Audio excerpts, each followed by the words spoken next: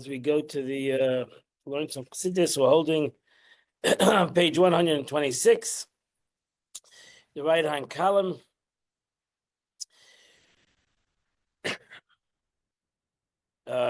Okay, the Alter Rebbe was talking about continues in the journey of it. We're holding in the middle of which chapter is this? 29. Okay, holding the middle of chapter 29 of Tanya. The Alter Rebbe continues in his journey of a middleman, of a Beinani, and the struggles of a middleman, the struggles of what a middleman goes through in life. First of all, a middleman should realize that he's not a righteous man, and maybe he'll never be a righteous man, because a righteous man is one who not only has a pure godly soul, which we all have, but he lives with his godly soul. His godly soul and his body, his physical body, have become one true entity in his life. You know, it's interesting. There was an interesting Rashi today when we were learning in the morning. Chumash Rashi says yesterday was amazed by all the wonders of what happened to the Jewish people when they left Egypt, and all the wonders of the crossing of the sea, and the war with Amalek, etc., etc. All these unbelievable things that happened. But what impressed him most was that the Jews left Egypt. And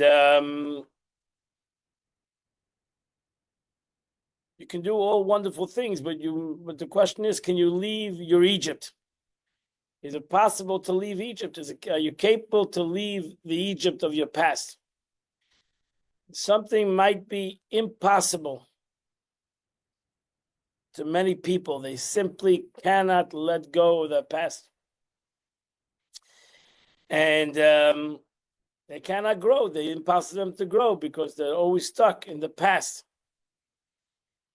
And with the past is also your body. You're stuck with the physical needs of the body and the needs of the physical world, which is very hard for a Beinani, for a middleman to redeem himself. And that's why we have to remember the going out of Egypt every single day. Even though they went out of Egypt over 3,000 years ago, maybe 4,000 years ago. But we never left Egypt in many ways. And the concept of Egypt in Chassidus is the concept of the past, mitzarim ugvulim.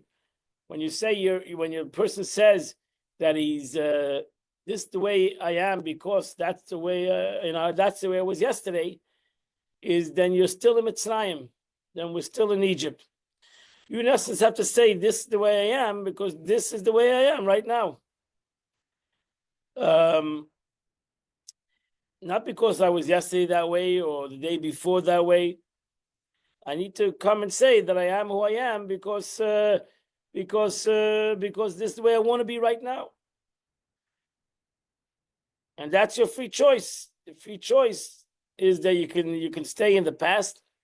A person can stay with the past, live in the past, or he can live with the new, with something totally new. And that's going out of Mitzrayim. That's really what's going on. That's the going out of Egypt every day that a Jew should do. In a small way, he's not going to be totally out of Egypt, but in which way did he go out of Egypt today? In which way did he do something different today? Not because he did it yesterday, but he's doing it today because today is a new day. Today is a new reality. And today he has free choice today. So even though he wasn't unhappy yesterday, doesn't mean he has to be unhappy today. Yeah. So we always can go out of Mitzrayim. So we're holding the right hand column. Now, in Chassidus, we learn that even if you're going to go out of Mitzrayim, even though a person is going to go out of Egypt and he's going to redeem himself today, and in this moment, doesn't mean he's a total redemption. He's victorious for the moment. And that means his soul, his purity of his soul. He's going to connect to the purity of his soul, which his soul wants freedom. Every Jewish soul wants freedom. Freedom, that's what we learned in Tanya. The whole concept of the soul is compared to a fire, compared to a candle, that the candle always wants to go above. The candle always wants to get away from the constraints of where he was a second ago. He always wants to go to something better, to something greater. That's the beauty of the candle. How can I become better? The Rebbe says, going to B'Shvat, this Thursday, Adam Eitz HaSada, one of the learnings of a tree is that it's constant growth. A tree is in constant growth, whether it's growing physically itself, whether it's having flowers, whether it's having fruits. A tree is not happy with the fruits of last year. He gives forth fruits again this year. And we celebrate this concept. The concept of Rosh Hashanah L'Ilanis, the new year for trees. It's actually not even the new year for trees. Right now we're at Shvat. The actually new year for trees is in a couple of months, and they start to blossom in spring. What are you celebrating in the middle of the winter, the new year for trees? You know why? Why are you celebrating the new year for trees in the middle of the winter? What? Time to bud, they're going to bud later. The Gemara says there's a lachluchis, there's a on Tu B'Shvat, the inner aspect of the tree starts to moisten itself. You cannot see it. You can't actually see it on the outside. Still in the middle of the winter. We're still, some trees start to bud. But in general, trees don't start to bud yet. Still, you don't realize. You come to Florida, the trees never stop to bud over here. I don't know. So there's no winter here. So, but in the real world, the tree looks like it's dead. And then Tu B'Shvat, it starts to. That's why Birchas Ilanis, the actual blessing over trees, is until Nisan. When you make a bracha on the tree, on the birth of the tree, you make the bracha in the month of Nisan. In the month of Nisan is Birchas Ilanis. Then you see a tree that is budding, you make a bracha on the tree. The Birchas, there's a period of time you make a bracha on the birth of the tree, so to say, on the beauty of the tree. You don't do it on Tu B'Shvat. It's too early yet. Has to go Shvat, Adar, Nisan. We have a couple of months, but that the tree starts its rebirth. It starts, so to say, is Maidani. Starts its beginning. That it starts to rejuvenate inside the tree.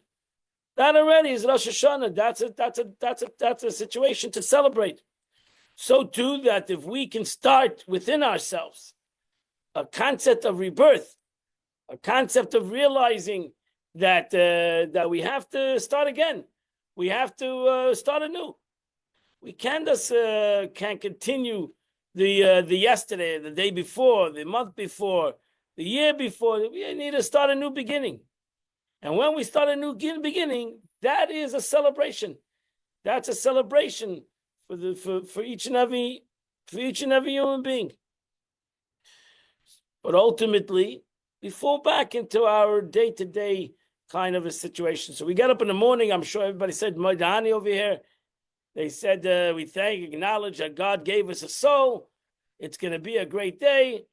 And then we go back to the kvetchings of the day and to the regular monotonous part of the day that we go through, trying to figure out what to do, when to do it, who to complain to, and we continue the day. We complain to everybody. We don't have limits. Okay, let's go. Let's learn.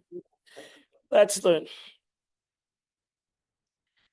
let's start from the top of the page already. Note to the words which you have given within me, neshama shenasata bi, that the soul which you gave within me, implying that man himself is not identified with the pure soul.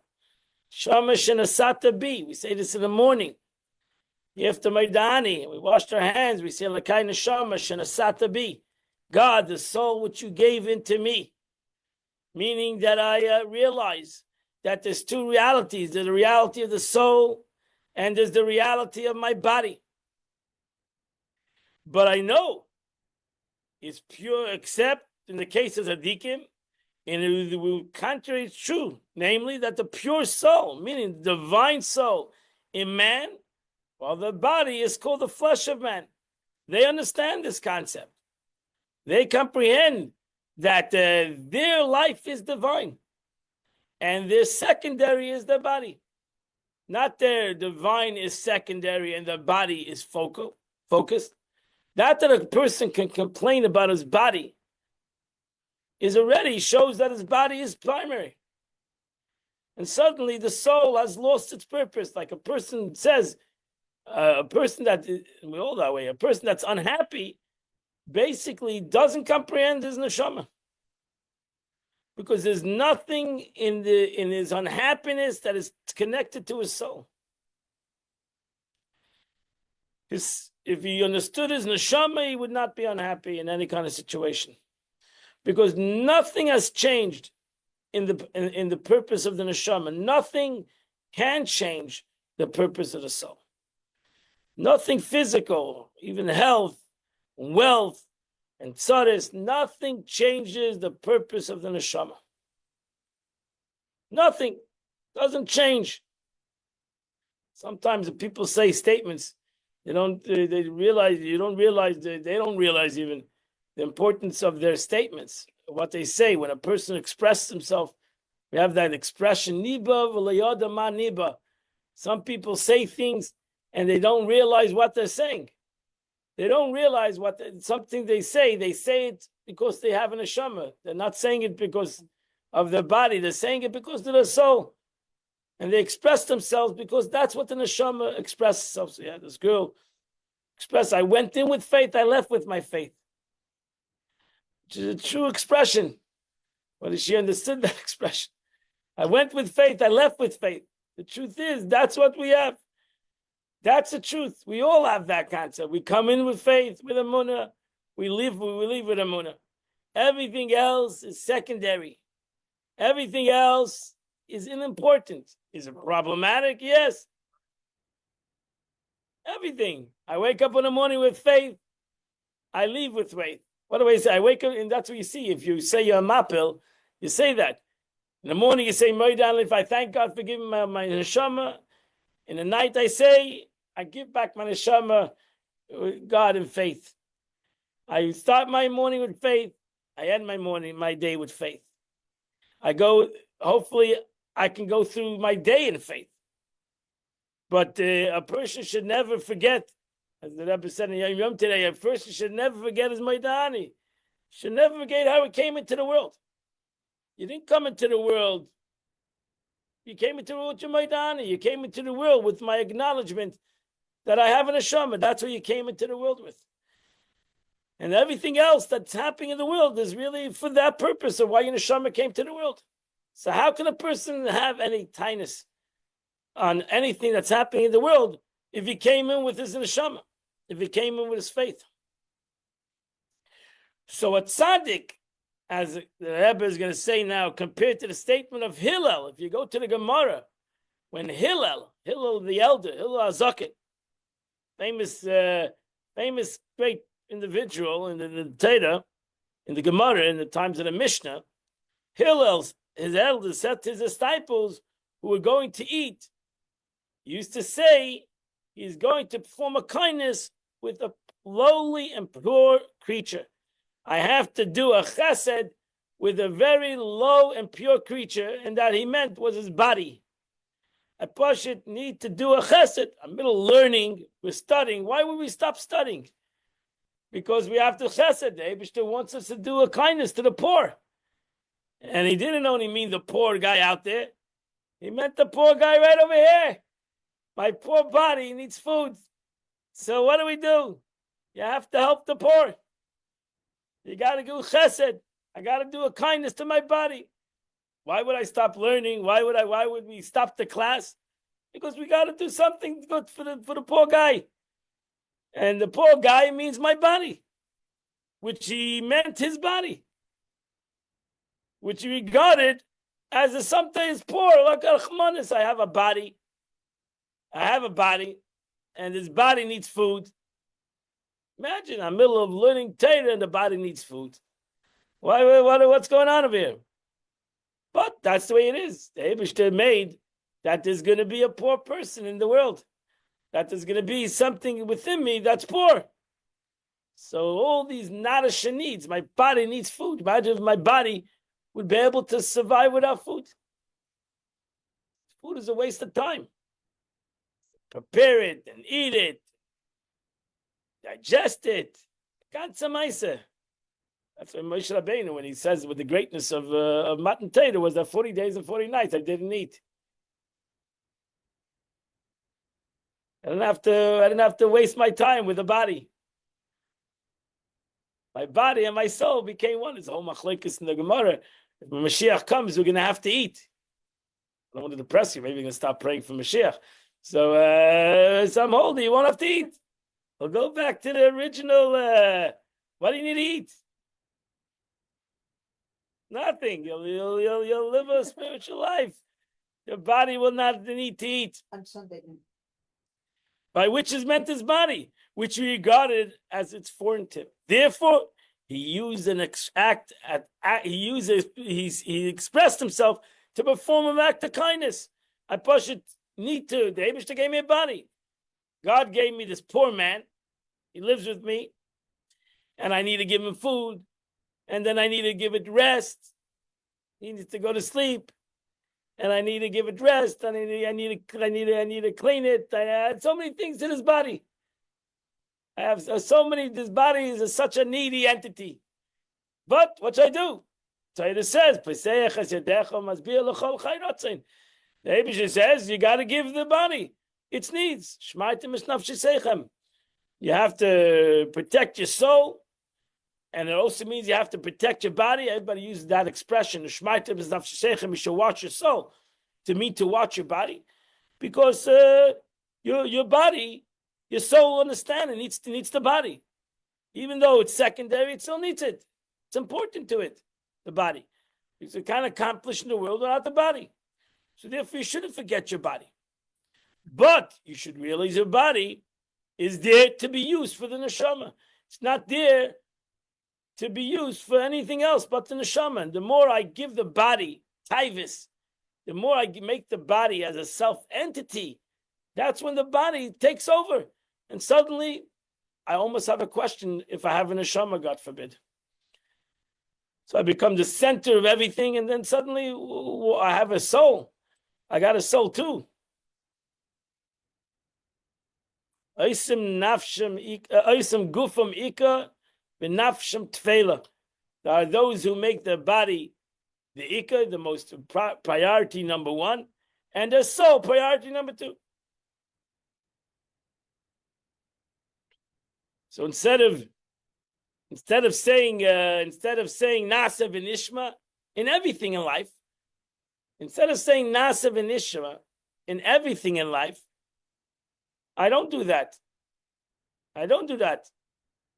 I say the opposite. I say no. I will first you talk to explain to me, and then I may have an understanding in it. When you tell a person that simple, be happy. I don't want to be happy. You have to explain to me why I should be happy.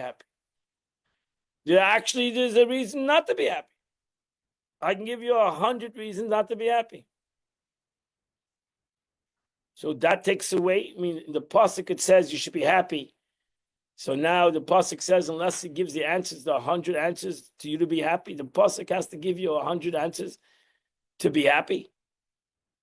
The pasuk says be happy. Yivdu Hashem b'simcha. Serve God in joy. That's it. God wants you to be happy. If the Eibishter wants you to be happy, so be happy.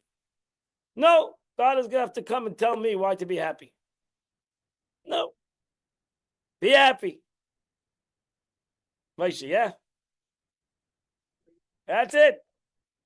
Just be happy. Nobody needs to explain to you why to be happy. The pasuk says, "Be happy." What do I need to have an explanation to that? I don't need an explanation to that. Then the second you explain me, then I'll explain you why I shouldn't be happy. So they'll make a pshatter. We'll make a pshatter. We'll make a deal. Right? So we make a deal with God. When you're good to us, we're happy. When you're bad to us, we're not happy. If the Hashem v'simcha means when I'm good and bad, you gotta be happy. Not an easy thing. But if we go to the course, if you go to the source, you go to the verse, that's what you need to do. I think why? Because you're a human being. You're alive. You have a soul. Therefore, that's it. So towards giving its fruit, because he himself was nothing else but the divine soul. Since it is alone animated his body and flesh is so much as in tzaddikim, the evil that was in the vital soul pervading his blood and flesh has been transformed into good. But we're not tzaddikim, that's the problem. And has transformed into good and observed into the very wholeness of the divine soul. The Bane, however, it's not the way that is. Since the substance and essence of his vitalized animal soul, which is derived from the Sitra Achra and pervades his blood and flesh, has not been transformed into good, it surely constitutes man himself. So that's it. Man himself. You are who you are. In essence, a tzaddik doesn't have to be told to be happy, he's happy. We have to be told to be happy. Imagine God has to give us a command to be happy. That's it. We have to be told to be happy. Tzaddik is happy. He doesn't understand the statement to be happy. He doesn't comprehend what means unhappiness. Right? Right? Once came a yid to the Meditch Magid and asked the question that it says the Gemara says you have to thank God for the good. Like you got to thank God for the bad. Like you thank God for the good. He doesn't understand the Gemara. It doesn't make any sense. So the Baditchev said, go into the ask Rab Zusha. You heard Rab Zusha. So whatever, Rab Zusha was a very holy Jew. And he came to him. He said, I have the Rebbe, the Meditcha Magid said, I should ask you this question. The Gemara says you have to thank the God for the bad, like you thank God for the good. What is the meaning of this Gemara? So Rab Zusha said, I don't know why the Rebbe, why the Meditcha Magid send you to me. Because I have the same question. Because my question is, I don't know what bad is. I don't know what bad is. I don't know, not because I don't know what bad is. Zusha was a very poor man. He wore torn clothes. I don't know what bad is. You have to first tell me what bad is to tell me that I have to thank God for the bad. Like I thank God for the good like I thank the bad. Because I don't understand the Gemara. What is bad? So that's Rab Zusha. We're not Rab Zusha. Rab Zusha, the tzaddik, didn't comprehend the Gemara. What's bad? Some definition for bad if you're always happy. The Rebbe had the same question to Gemara. The Gemara says that Shoyim Malay mitzvahs kirimain. Talmud says that the wicked are full of mitzvahs like a rimain, like a pomegranate. We're going to B'Shvat. Rishoyim Malay mitzvahs kirimain are full of. It's a statement of the Gemara. Wicked people are full of mitzvahs like a pomegranate. So the rabbi, there was a rabbi asked the question, said the Gemara doesn't. If you're a Rasha, how are you full of mitzvahs like a demon? If you're wicked, then how are you full of mitzvahs like a demon? Cannot be. If you're a Rasha, then you're a Rasha. Even if you're full of mitzvahs like a demon, you're still a Rasha. The rabbi said, I have a different question to Gemara. If you're full of mitzvahs like a demon, you're not a Rasha. My question, you have to ask the question differently. You have to look at a Jew. The Gemara is in essence telling you, don't look at a Jew like a Rasha. Because full of mitzvahs like a demon. If he's full of mitzvahs, it could be like a pomegranate. There's no Russia. There's no Russia. It's a big difference. You can do one mitzvah a million times.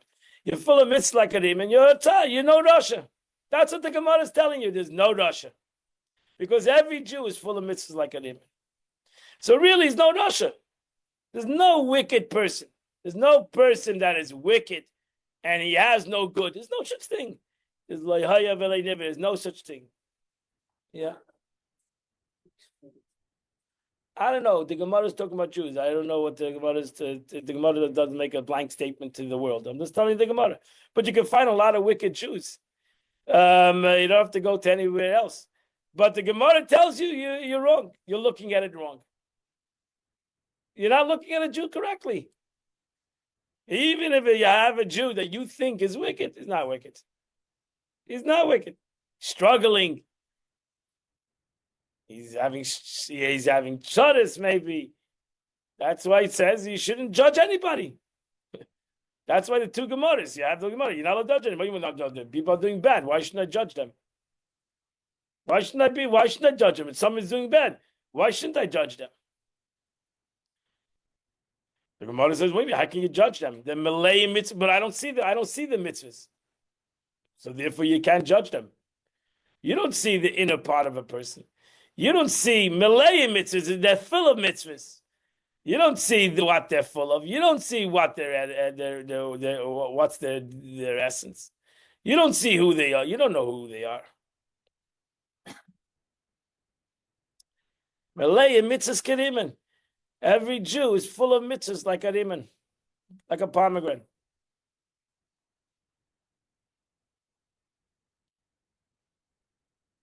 Famous story, Rabbi Shachar was here. His uncle, there's a famous story with his uncle. Uncle David Shachar, he's also not here anymore. And he was told he once was invited to a gathering of priests. And he didn't want to go, but they kept on pressuring him. So he was a big rabbi. So he wrote to the Rebbe, should he go to this gathering? It was not in a church. He wouldn't have gone. It was in someplace else. And should he go speak to these people?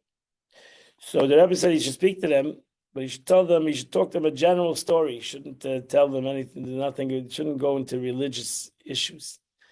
He should talk to them, tell them a story that has a general message.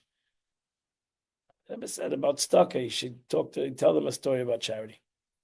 So he came to this meeting and he said a very famous story. I think it's about the Tosfos Yontif. It's a very famous story. There's a rabbi and a miser. There's a very famous story, the rabbi and the miser. That there was this miser in this town who was no miser, very wealthy person, but he never gave charity. So he was known as he was hated in the town. Everybody hated him because he didn't help anybody officially. And when he died, they were not going to even bury him in the cemetery. There was a whole debate, and they came to the rabbi. He was the Tosfos Yontif. He came to the rabbi, and they said, "What should he do?" So he said, actually, I would like to be buried near him. I want to be buried near wherever you bury him in the cemetery. Make sure that you have a place for me near him. Now, it's self-understood that the Tosfos Yontif was the leader of the community. Was going to be sure they had a very special place for him. So they realized, wow, we have to make sure that there's a place for him next to the Tosfos Yontif. So they realized he was a special guy. So they asked him, what are you doing? He said, we'll tell you after the funeral. After the Shiva, I'll tell you. So they buried him in a very prestigious spot of the cemetery, this Jew. And they came to the Rav after that to find out what was so special with him. And he told them famous three stories. He told them three stories how this Jew helped people.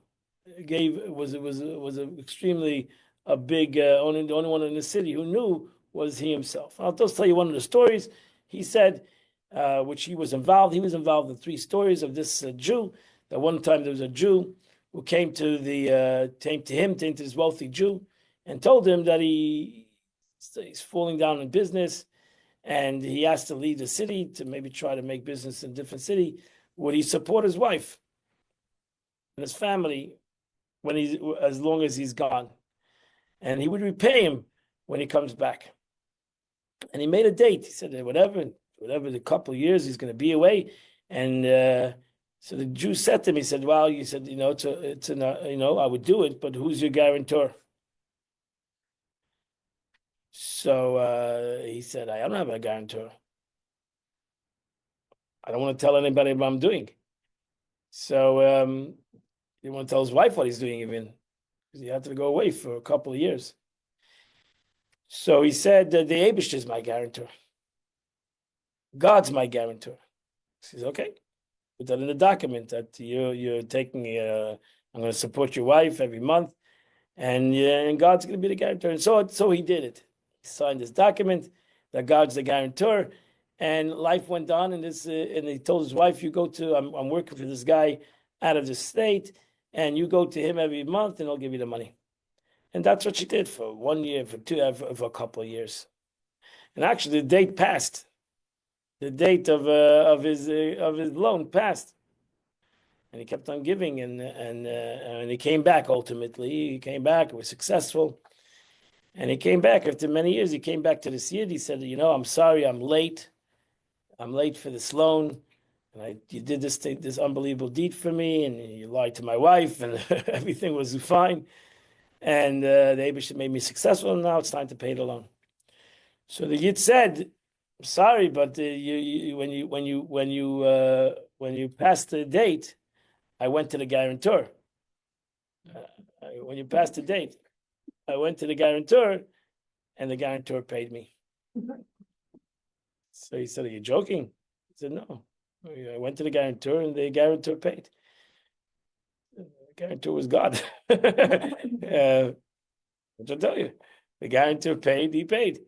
So I'm not getting paid twice. He said, "It's ridiculous. Come to the Rav." He went to the station. Come to the Rav, and the Rav will decide. The Rav listened, and he said he decided with this guy. He sided with his mind. He said 100%. If the guy was paid by the guarantor, he was paid by the guarantor. You can't argue. You signed it that there's a guarantor. The Eibush is the guarantor. He paid him back. He paid him back. And whatever. And the Teis Center gave another 3 stories that happened with this dude. How he did unbelievable Hatzna Leches. Nobody knew it. Everybody spoke negative of him. Imagine. And what a great person he was. Just the end of the story was that when Rabbi Shachat said this story, someone said right after the story, right after the speech, he decided to leave. He was not going to hang around there. But one of the priests came over to him and said, I would like to hear the story again. Would you meet me? He didn't want to meet the guy. Ultimately, he came to his hotel. He said, "I need to hear the story again." So he told him the story. And he said, "Why are you so interested in the story?" He said, because I think it was his mother or his grandmother, before she died, she told him this story. This is true. Yeah, he said the story. She told me this story. There's actually a video, I think, of this next part of the story. She told me this story, and she said, "One day you'll realize who you are from this story. You'll tell over the story to the right person, and that person's gonna tell you who you really are." So, in essence, was a Yid. So sitting with a priest, Rabbi Shachar said, "Fine, maybe it's time to find out who you are and go on your journey." And he left. 10 years later, he went. There's a video I see of Rabbi Shachat going to the Kaisel, and the Jew coming over to him with a long white beard and saying to him, "Do you recognize me? You know I am." And he said, "No." And he said, "I'm the priest. I'm the guy you told the story to." And I took my journey back to Yiddishkeit. And the real end of the story, Rabbi Shachat said, was actually that he's a great grandson of Tesis Yantiv, and this guy was a great grandson of this miser. So ultimately, the two people came back together to elevate one another. So Malaya mitzvahs kedim, and you have to look at a Jew. You don't know who he is, even though he looks in the outside as a. He still has the Maidani. He still has that Maidani. Shows out to be nishmasi. Whether, yeah, And he was a great grandson of the miser. You know, they were brought up as goyim. So that thought he was Was a it- priest. You listened to a story right, and invoked and remembered. because his grandmother told him that the story, that who she really is from the story. She was a great granddaughter of the miser. She lived with the story. So this crazy. No, that's we're talking hundreds of years ago. Great, great, right. Wow. Whatever. The Abishter runs the world. God runs the world. So that's we should realize. You don't know when you talk to a Jew, you don't know who you're talking to. You don't know what you're talking to. You're not talking to somebody who's just nobody.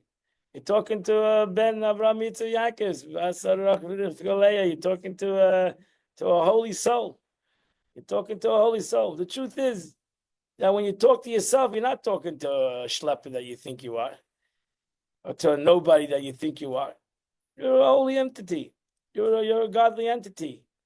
You're not a nobody just because you think you're a nobody. You're somebody. You're special. You're a special person. You're a special soul. And don't talk down. Don't do lashon hara about yourself. Don't talk evil about yourself. Don't put yourself down. Don't put yourself down. You are a godly entity. You have unbelievable potential. Even though you're schlepping along a lot of luggage, it doesn't change who you are, the luggage that you're schlepping. Right? It doesn't change who I am because I have issues and I have problems. It doesn't change who I am. I have to realize who I really am, what I'm really made of, what's my real essence. And that's the struggle of a Bainani, to not only not talk about somebody else, not talk about himself, not to be negative about yourself, not to put yourself down. There's no small Jew. There's no small Jew. There's no small person. There's surely no small Jew. But he has a lot of density of the body. He has a lot of issues. Nobody's taking away from that. He has a lot of issues that affect him, that affect him until today. It can be many years later. You know, the trauma of the youth can come back years later. It doesn't go away. These traumas that God gave us, or whoever gave us these traumas. No, nobody's denying these things. Nobody's denying sadness in the world. Nobody's saying that there's no sadness in the world. But it shouldn't take away from the joy of the world. The joy of the world. Yeah, it's true. And we have to convince ourselves on that. It's more important the joy than all the sadness that we can have in life. It's more important the joy. Jewish people are showing that today, the joy of these people coming out. The joy. The true exalted joy. Why? Because within the sadness, there's a lot of joy. We have to accentuate the joy. Are we going to get rid of all this evil? Yeah, Mitzvah Hashem. It's not happening today. Well, yesterday, just let another Jew, 3 Jews out. Looked like skeletons, but they came out. Baruch Hashem. Some of them to the tragedies of tragedies. Can't imagine tragedies. But a Yid has to be besimcha. He has to be besimcha. A Jew has to be besimcha. He has to be joyful. He has to be happy.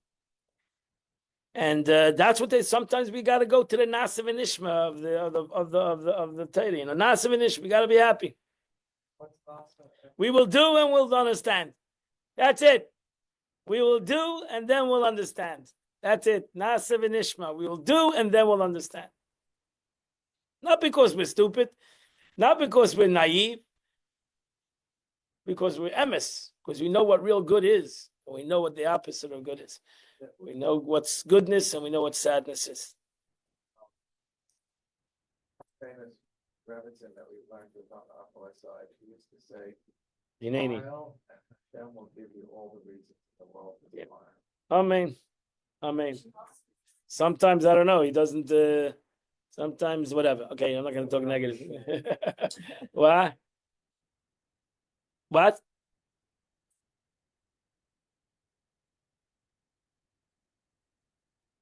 Because a person has to realize that happiness is his essence. It's not what something you get. Pain is something you get. Happiness is who you are. You have to go to who you are. You have to reveal you are. Happiness is who you are. That's it. Joy, happiness. I don't know. I'm not such an English professor. That's it. Begilu berada. They danced in trepidation. Happiness is not happiness. Joy is not a contradiction to sadness. Because the joy is your essence. Sadness is things that happen. That's what joy is forever. And sadness is times. There's times of sadness. Joy should be your DNA. Joy should be your essence. And now, how does sadness fit in this situation? Where I'm joy, okay, I understand how sadness fits, because in this joy, suddenly God throws in something that is negative in this joy. You ask again, first you have to believe that that's your essence. Then you can access it. If you don't believe that joy is your essence of who you are and how God created you, is to be joyful, to be happy, whatever you want to call it, then it's very hard to access it. Then you say, well, I don't know, maybe I'm not a joyful person. Maybe joy is not my essence. Maybe joy is not who I am. Maybe actually sadness is who I am. Maybe joy, like some people tell me, God hates me. I heard that expression many times. God hates me. He hates me. Well, you're right. Maybe God has done things to you. I'm not taking away from that. And but to say God hates you is a very strong expression. It's extremely strong. A Jew should never say God hates him. Should he say God has given me tzaras? Yeah, 100%. 100%. And the question is why? If the Abish to love, how is it possible to give a tzara person? It's a question. It's $1 million question. It's Moshe Rabbeinu's question. It's Avraham Avinu's question. So I'm in line. I'm in line to the question. Why did the Abish do? If he loves me, why did he do this? It's a good question. It's a phenomenal question, and that's what we cry out. We surely cry out for other Jewish people. Sad. Why is the Abish doing this? Why? What are you doing? You was kind, his love kindness and wants kindness. What's going on over here? It's a good question. And God's answer is, my thought's not your thought. Is it a good answer? I don't know. My thought is not your thought. My thought is not your thought. And not my ways is not your ways. It's just we work on different planes.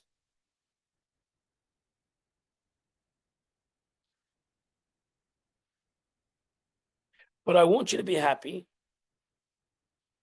because happiness is the essence of everything. Happiness is like the Alter Rebbe says later in Tanya. The happiness is not a mitzvah. Happiness should be who you are.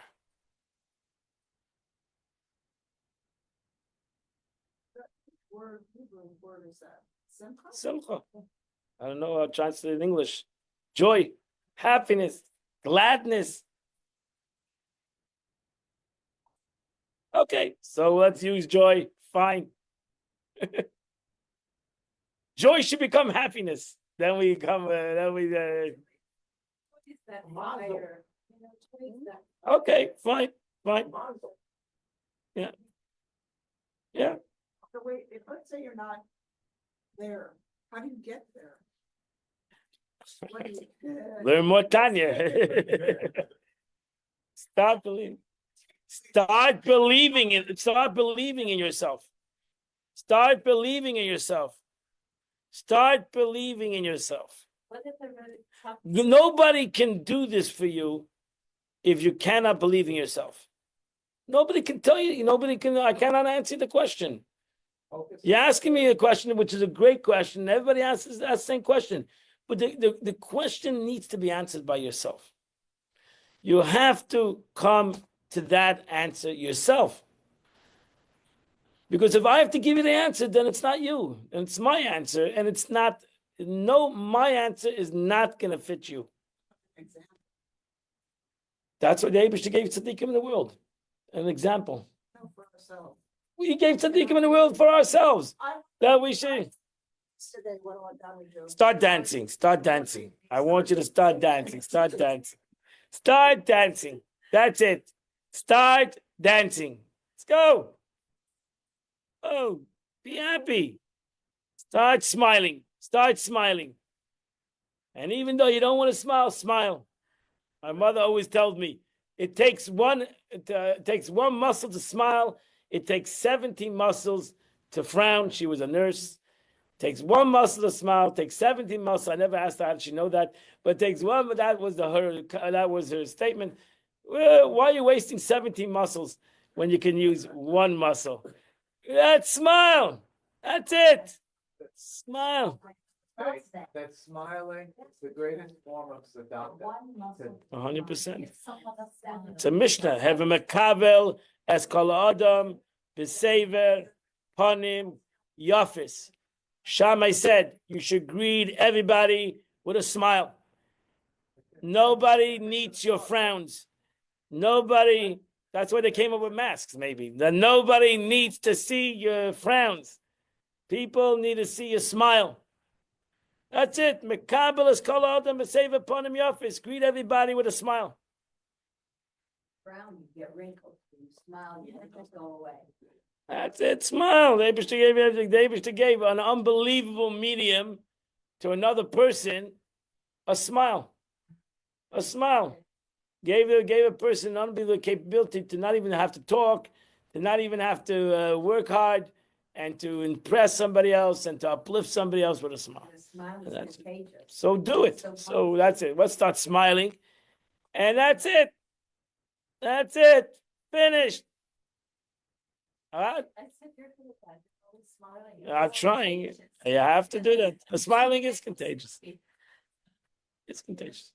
Life is not easy, but I surely don't need to put on my pain on anybody.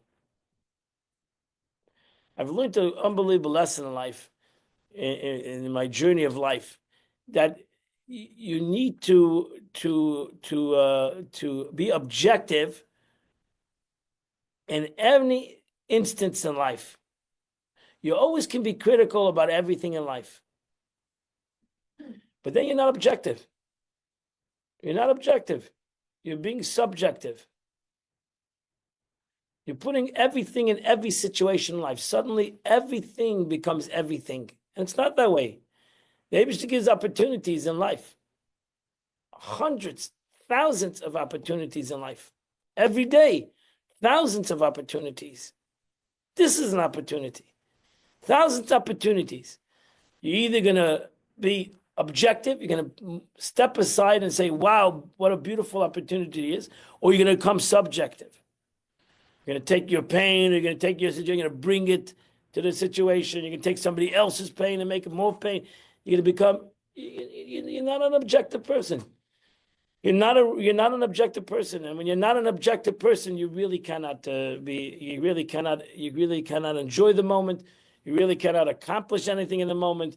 You become tarried and I don't know the right English words, you become cumbersome, everything becomes heavy, everything becomes indifferent. You need to be a person that sees the greatness of the moment. Yeah.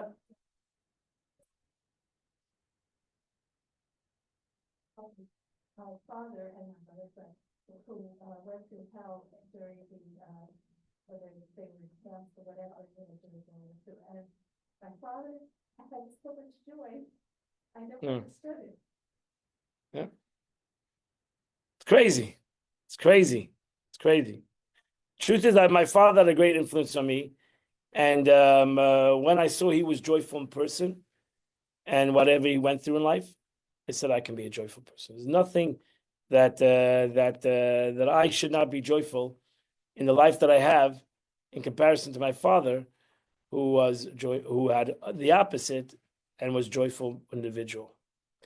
And I once asked my father, like you asked, I also asked, why are you joyful? And I always say what he said. He said, I choose to be joyful. I choose to be joyful. And that was my choice.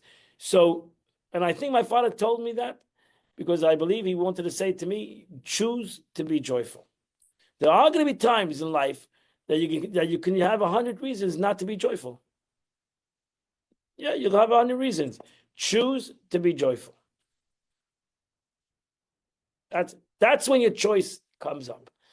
When everything is good, it's not your choice. You're in a joyful situation. You go to a wedding, you're happy. Everybody's happy. You go to Disneyland, everybody's happy. But that's not reality. That's not real world. You're going to be in a lot of situations and we won't be joyful. It'll be a sad situation. Choose to be joyful.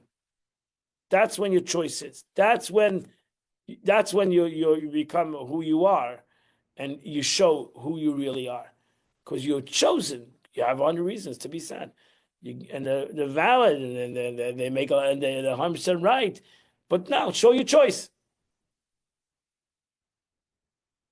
Be objective. Stand higher. Separate yourself. Choose. That's when choice is. Free choice. If a person goes through life, that's the way he never has free choice. That's what Rambam says. So how many times in life do you truly have free choice? You ever thought about that? How many times in life do you truly have free choice? The truth is, you should realize that a tzaddik, that's the beauty of the Tanya is that the Beinoni has free choice. The tzaddik might have lost his free choice. The Rasha also has given up his free choice. Here we have people that have free choice. Free choice. And where is there true free choice when you have 100 reasons to be the opposite, and then you go and say, I'm free choice, I'm going to do the opposite. I'm going to be happy. Now we know it's your free choice. Now we evaluate, now you have done something that you have 100 reasons not to be happy, and they're valid reasons. But you're never less going to be happy. Because you chose so. Because you chose so. And somebody might say you're Meshuggah. But that's my choice. I can be Meshuggah too. I don't have to be normal. Just because you say that's not normal. Actually, look in the Gemara. That's a famous Maimah of the Rebbe. The Frierdiker Rebbe's Maimah that he gave out for his day of his yard site. Basel Lagani, over there he talks about shtus. Stupidity, craziness. Shtus. Shtus means crazy. Folly. That's the famous English word for folly. I don't know what folly means. Folly, stupidity, craziness, a shaita, a fool. No, not narishkeit. No, because that's narish. That's just the klippa. When you do narishkeit, that's just the klippa. That's just to do. So a Jew does an avera. He does a narish act, because shtus, it's stupidity to evil. You're defining the Hebrew word with the Hebrew word. Shtus, stupidity. I said 5 words. Narishkeit is actually doing an act of foolishness. Narishkeit. So when a person did a narishkeit, he did something foolish. He is a foolish person. He is a foolish, but he did an act of foolishness. So that's why a person can have a thought to do something evil. Is a shtus, is a folly, is a thought. When I did that, now you're a nar. Now you're a fool. bad doings. You're not a shkait. You're a nar. You do. That's why in the Gemara you call a nar oisem maisenitis. A nar, a fool. If somebody does foolish things, not that you can even have a thought of foolish dus. It's a foolish thought. Now you're a nar. You do. That's what the Frierdiker Rebbe says. To fool a fool is not a big accomplishment. So a fool fools himself. What's the accomplishment? The accomplishment of a smart person fools a fool, a smart person. That's wow. The fool, the smart person. But a person that's a fool, he thinks foolish and he fools himself. What do you expect? A fool is going to fool himself. So stop thinking foolish. And then you say, wow, a person that doesn't think foolish is fooling himself. That doesn't make sense. That's a shocking situation that we fooled a smart person. But a person that is a fool, so he fools himself. What do you expect from a fool to do? What I say? Yeah, Russia gave a tzaddik is according to the Chassidus, according to Tanya, has given up his life to his godly soul. He lost his free will in a way. He's given up his life. He doesn't care about the world. You just said that. He doesn't care about the world. Everything is God. Everything is God. And a Rasha has given himself up to the world. That's it. He's given himself up to the world. He's lost his free choice. That's it. A Rasha is a person who says, I am who I am. Take me as I am. That's it. And he's always right. I know. A person that gives up his life to somebody else is a Rasha. That's a person that lost his free will. He's in prison. A person that's in prison lost his free will. A person that's a hostage lost his free will. I've lost my free will to my animalistic soul. I've given him a soul. It's not a evil person, and you can't ever not be a rotten evil person. No, I'm not talking about a rotten evil person even. A Rosh is not a rotten evil person. That's a wrong statement. No, he's not. No. Malayim ritzis kirimin. You cannot judge a person that has lost his free will. Could be for a lot of reasons. He has taivus. He's lost his free will to his desires. He's lost his free will to his character. He's lost his free will to his addictions. You imagine a person has an addiction. You call him a Rasha? God forbid. He's lost his free will. You should have Rahman on such a person. Not call him a Rasha. You're not calling him a Rasha is not going to make him better. There's no help to him telling that, you're falling to your addictions. You thank God you don't fall to your addictions. He's fallen to his addictions. Help him out. You're gonna condemn him that he's fallen to his addictions. No, that's not going to help him. Calling him a Rasha. Nobody's a Rasha.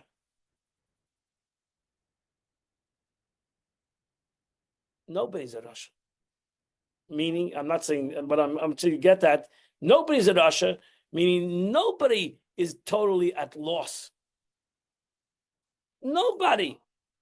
Everybody has the capability. Once you label a person a Rasha, you're basically saying, finished. You cannot do tshuva. There's nobody a Rasha. There's nobody a Rasha.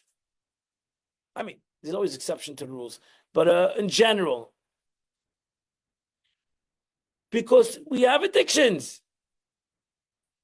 It'd be physical addictions, mind addictions, family addictions. There's I once went to the hospital. I was waiting in the hospital, and then I see this there's these. I can't even, 100-pound pamphlets. I'm looking through every kind of a crazy sickness. I didn't know. Didn't realize there's so many krankheiten. There's so many sicknesses. I'm thinking to myself, who came up with all these crazy things? Who came up with all these sicknesses and all these kind of different names and words? And I couldn't even a whole pamphlet. Yeah, that krankheit. There was 30. I couldn't count how many things there were. Krankheit, sicknesses. All these sicknesses of Boina Shalom. What an imagination God had. Shoo. Yeah, Moloch is Russia. I'm not arguing this, but we use the word Russia too loosely. We use the word Russia too loosely. Cannot use the word Russia on people that do per se wicked things. Then we're all Rishayim. Because who is free from that? So I'm evaluating my wickedness is not as bad as his wickedness. He's a real wicked person. I'm a semi-wicked person. We're all not wicked people. We're all struggling people, and we all have struggles in life, and everybody's entitled to their struggle. And we need to elevate each other's struggles. That's why the Eibishter gave us different struggles. So maybe I can help you in your struggle. You can help me in my struggle. I can inspire you in your struggle. You'll inspire me in my struggle. Together, we'll go out both of our struggles. Right? Both of us will go out our struggles. And that's the beauty of coming together in general, to realize we all have struggles. No, God is an equal opportunity struggle giver.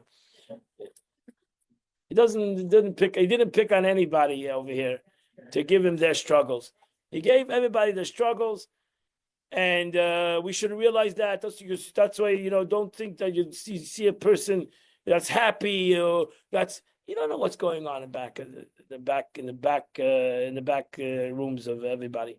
Abish is an equal struggle giver. Gives everybody the struggles. He puts you in the world to inspire each other, to uplift each other, to realize we can keep on going with our struggles. Yeah. No, I have a watch in my what time is it? Oh yeah. Huh?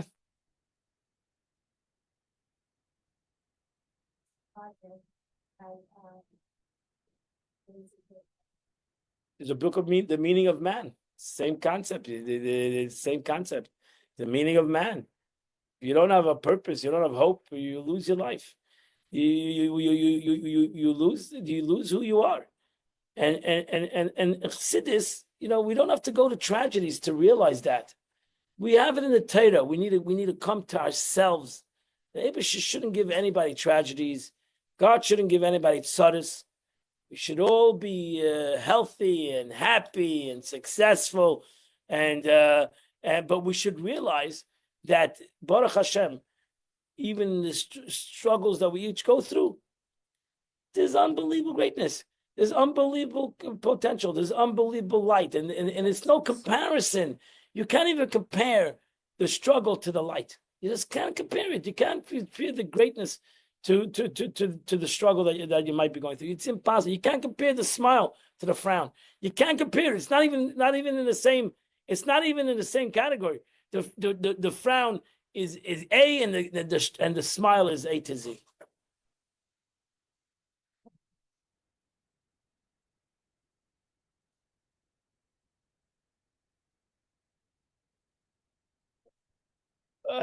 We never get too far over here. So okay. Okay. God bless us. So we should continue in our journey in learning and to do group therapy. And it is group therapy. Learning together is group therapy. So God bless us all. We should have a wonderful week. Have a wonderful week. Henry, feel good. Yeah, right. I'm going to be up there right now. Yeah, second.